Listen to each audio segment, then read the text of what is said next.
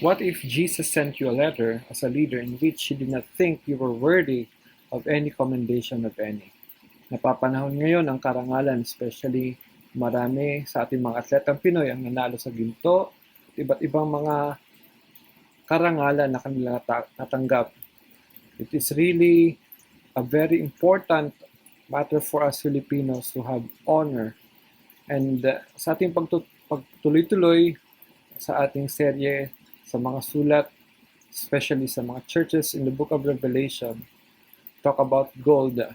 This church of another church, I think this is at the verge of our ending in our series, marami ding ginto at there's a historical indication that this church or this city was full of gold and silver. But the question and the tension here is, what if Jesus sent you a letter as a leader in which he did not think you were worthy of any commendation of any kind? Ano ang mararamdaman mo kung ikaw ay makatanggap ng isang sulat na wala man lang karangalan, walang papuri, puro ito pagkundina sa atin? Makikita po natin isang larawan na isang natutulog na nangunguna, the sleeping leader, sleeping through the alarm. At the midst of pandemic, ECQ na po na naman. At leadership talaga ay napakalaking issue. Kung tayo nangunguna sa isang napaka-importanteng katungkulan, dapat we always delegate, we are always on alert, hindi tayo kung tawagin ng mga Katagalugan ay natutulog sa pansitan. We should not be sleeping as leader. We are always watchful. We don't sleep through the alarm, and we can reflect that in the book of Revelation, chapter 3, verses 1 to 6. Among the many churches, we can see there were churches who were compromising, tolerating evil, and dito parang wala nang nabanggit na negative kasi patay. The church of Sardis, the dead church. Just imagine, the church should be a church that is full of life, full of vibrancy, yet this was called a dead church. At along the route of postal, yung dinadaanan ng mga sulat, very strategic. Bear in mind, let me remind you that the churches mentioned in the book of Revelation, they are historical, they were strategic, and they are real. So before we apply it, we can extract timeless principles, but let's not take it personally kasi it was then written for them. And let us read as we continue Revelation chapter 3 verses 1 to 6. To the church in Sardis, to the angel of the church in Sardis write, these are the words of him who holds the 7 spirits of God and the 7 stars. I know your deeds. You have a reputation of being alive, but you are dead. Wake up, strengthen what remains and is about to die, for I have found your deeds unfinished in the sight of my God. Remember, therefore, what you have received and heard, hold it fast and repent. But if you do not wake up, I will come like a thief. You will not know at what time I will come to you. Yet, you have a few people in Sardis who have not soiled their clothes. They will walk with me, dressed in white, for they are worthy. The one who is victorious will, like them, be dressed in white. I will never blot out the name of that person from the book of life, but will acknowledge the name before my Father and his angels. Whoever has ears, let them hear what the Spirit says to the churches. Let us pray. Father God, thank you that you are rebuking us, correcting us, and it is leading us into repentance, knowing that we can indeed come into your presence only by the grace of the Lord Jesus. Thank you that by faith in the Lord, we can stand, we are made righteous, we can come as your children. Lord, as we reflect today, we pray that we will revive the fire. This is our prayer in Jesus' name. Amen and amen. First, we can see in verse 1 that Jesus speaks as the discerning sovereign. He owns the church, He is the head of the church. To the angel of the church in Sardis, these are the words of him who holds the seven spirits of God, the fullness of God, and the seven stars. I know your deeds, and you have reputation of being alive, but you are dead. Ito yung bungad agad. Among the churches, usually, you can see that Jesus commends the church. I know your hard work.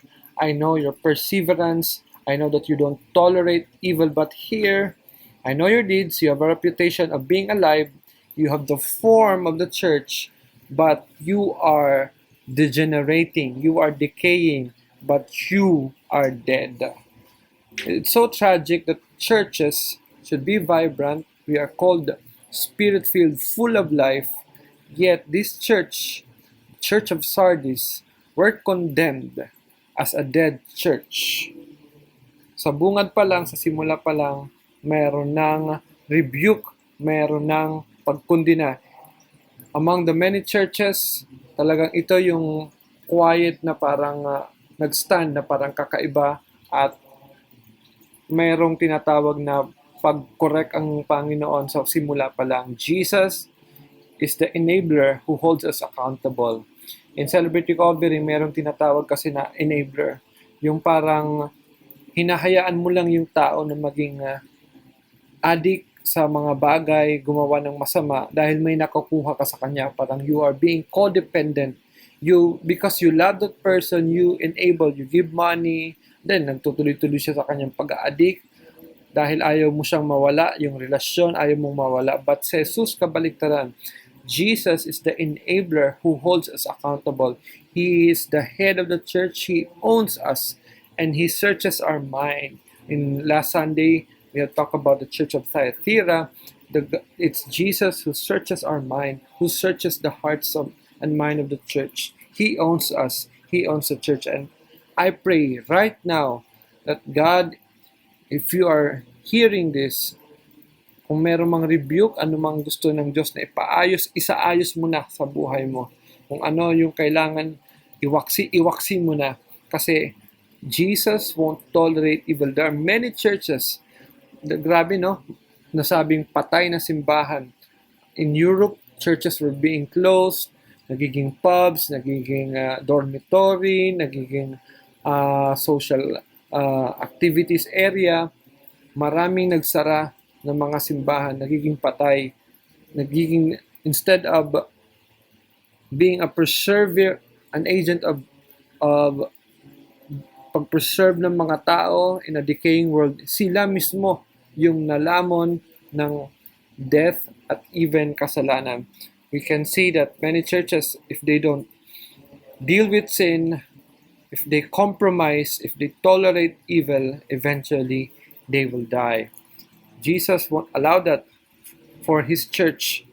Kaya Jesus is the enabler who holds us accountable. He speaks as the insightful sovereign. I know your deeds. I know your reputation right now at this very moment. And even at that church in Sardis, alam ng Diyos, walang hindi hayag. All things are naked into God's sight. He knows our reputation. We have the form. May forma tayo. Kagaya ngayon, di ba? High noon of progress in the technology. Pagandahan ng visual, ng graphics. May forma. Pero ito yung sabi ng Panginoon, but you are dead. I know your deeds. You have the form, but you don't have the substance. You are dead. Grabing rebuke, no? Kasi makita natin si Jesus. We look at the gospel, a merciful, at the paintings, we look at Jesus as a very kind Jesus. But this is the same Jesus. Rose from the grave, and now the sovereign, insightful, He owns us. He is accountable, and He is actively demanding change for His church. Sabi niya, wake up. Wake up. Strengthen what remains and is about to die, for I have found your deeds unfinished in the sight of my God. Grabe itong demand ng Panginoon. Sa ayaw niya na mag-compromise ang church, na malamon na lang sa sistema, na mamatay na lang ito. Gusto niya na awake tayo, wake up, strengthen what remains and is about to die, for I have found your deeds unfinished in the sight of my God. Remember, therefore, what you have received and heard, hold it fast and repent. According to history, this church, when they have received this letter in the 3rd century, they're parang merong sense of vibrancy kasi yung city mayaman din, and it was a pastor by the name of Mellitus na siya yung nagtuloy dito, na nag-respond to wake up, to have this revival, because napakatalim ang sabi dito, but if you do not wake up, I will come like a thief. Normally, this metaphor of thief, it meant harm. You will not know at what time I will come to you. So, the iron hand of God to His church. Minsan akala natin na, sige, bigyan mo lang ng parang, i-baby lang natin para magbago. We can see the same Jesus was very merciful, gracious, and compassionate to people around. Yet He is also the active enabler. He is present.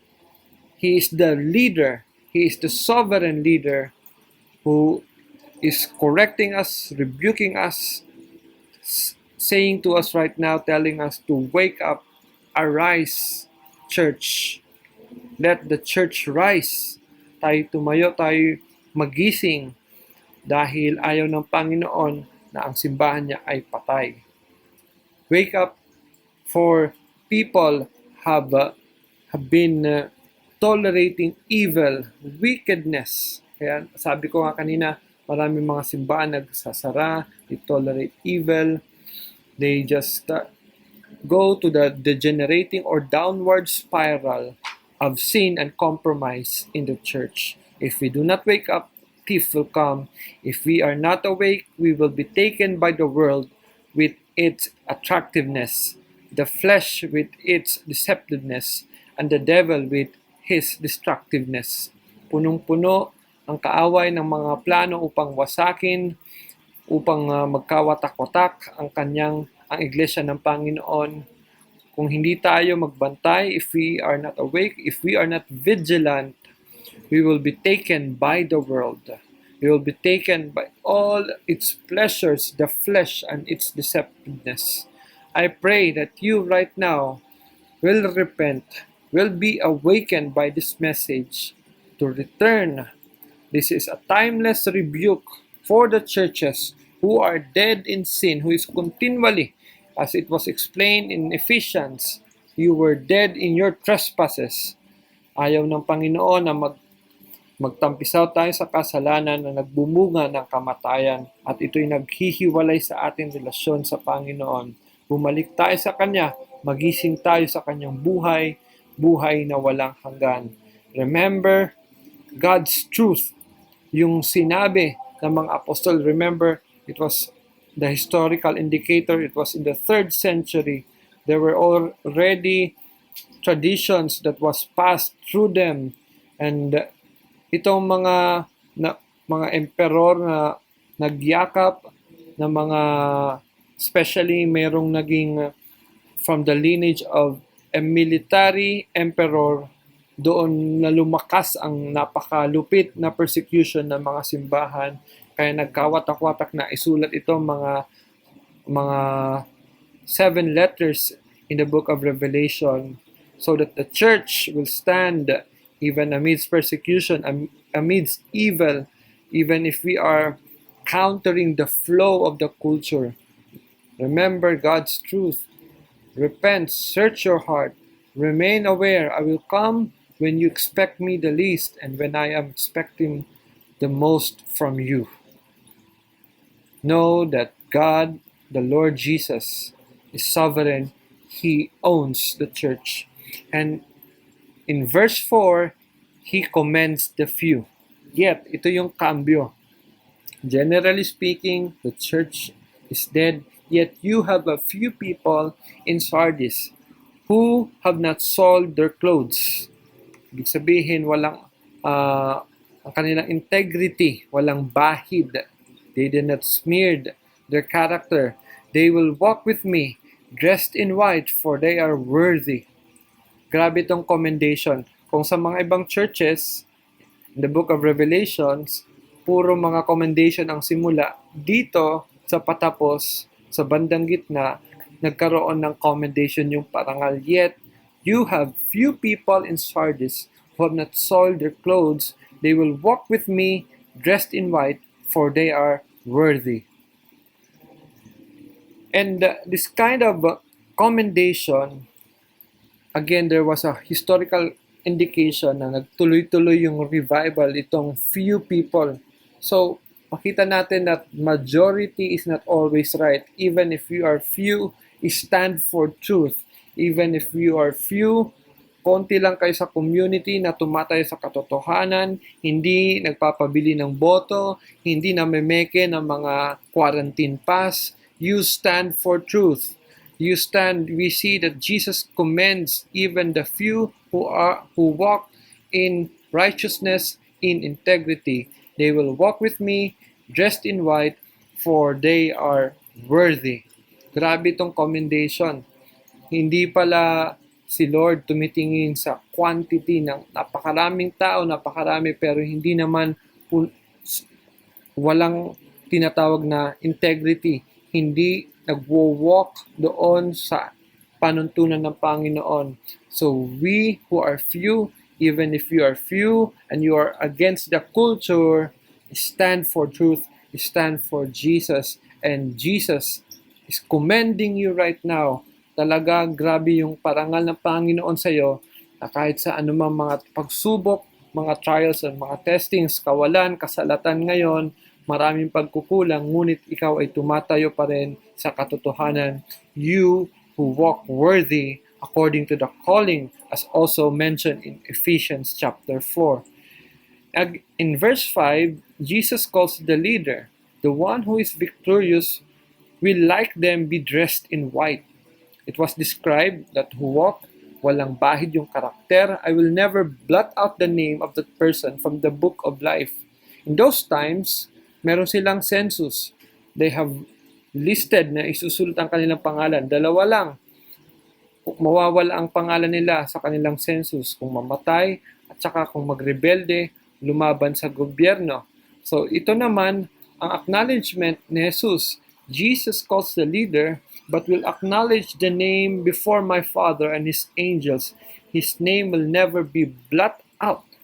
Grabe itong affirmation that those few who walk in righteousness, who are dressed in white, I will never blot out the name. For in their culture, pwede mawala ang kanilang pangalan doon sa census. Pero kung tayo ay nakarehistro sa Panginoon, we have put our faith in the Lord Jesus Christ, our name will never be blot out from the book of life. Buhay tayo magpakailan, kailanpaman. For them, pag wala na, patay na, for them, that's the stop of life.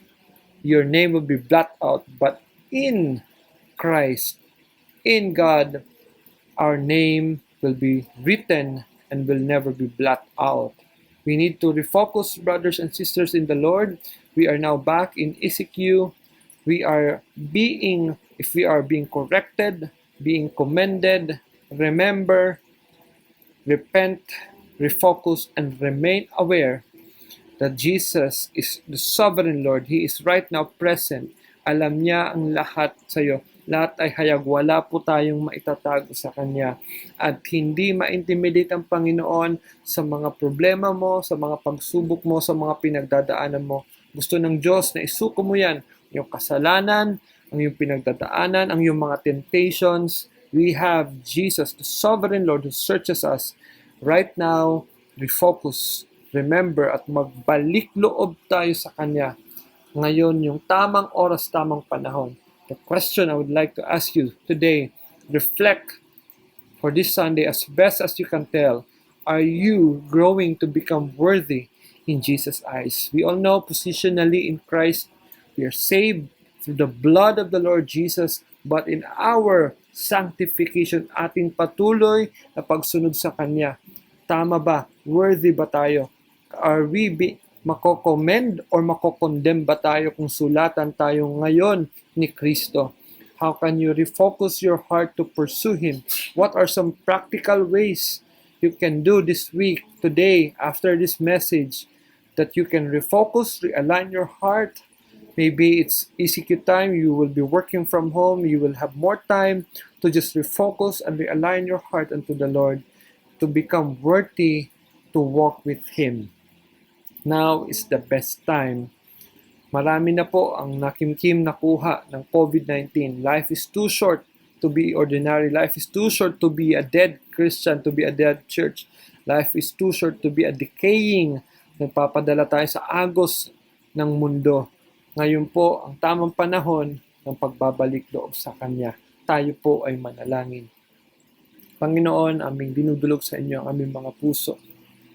Salamat that those church in the book of Revelation, and especially in this book in the church of Sardis, thank you that there are those few people who continue and have revived the church. Thank you that your kindness, your correction, your rebuke, you love, you discipline whom you love. We accept your rebuke, we accept your commendation kung meron man po, Panginoon. We accept, Lord God, whatever you are saying to us. We allow you to search our hearts. We want, Lord God, to be vibrant church, to be alive church, to be awake, oh God, watchful, being alert, Lord God, will not compromise, will not tolerate evil, Lord God. Lord, as we reflect how to become worthy of the call, right now, Lord God, ang aming panawagan, tumugon sa araw-araw na pakikipag-ugnay sa inyo po, Panginoon. Our daily commitment to offer our will, Lord God. We have given our lives to you. We have given our hearts. We have put our faith in you, but we need to commit our will. We need to commit we relinquish, Lord God, our controls, Lord God, especially right now we are in ECQ. Pray, Lord, for your continued grace and protection to your people. Provision, Lord God. Care, Lord God, that as we repent, Lord God, we will have a deeper relationship and deeper impact in our society. Even we are few, Lord God, thank you. You're looking to our hearts. You're looking, Lord, at the quality of a state of our character. Help us to be people who will continue to win, to be alive, Lord God, to lead people to become followers of Jesus. This is a prayer in Jesus' name.